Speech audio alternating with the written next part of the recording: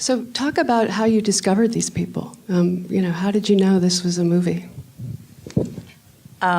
So many years ago, I don't know, 7 years ago or something, maybe 8 now, Ross and I were talking about wanting to work on a project together and looking for the right project. And we knew a little bit about Human Rights Watch's work because we'd had films in the Human Rights Watch Film Festival, but we didn't know a lot about it.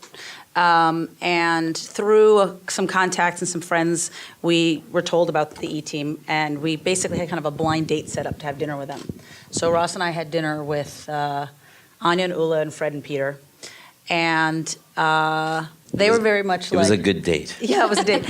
And at the end of that dinner, we were pretty much like, these are amazing. I would love to see a movie about these guys. And they were so different from each other, so interesting, so fun to talk to, so lively, so irreverent.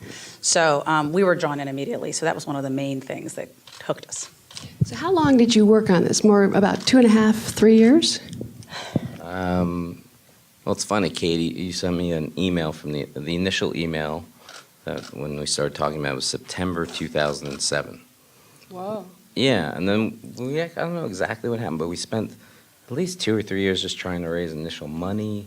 And it was hard because I don't think anyone believed that we got access to this organization because they hadn't given anyone access at all. Why did they go with you? And did you make their work more difficult and more security Well, as risky? documentary filmmakers, we like to think we make everyone's work more difficult.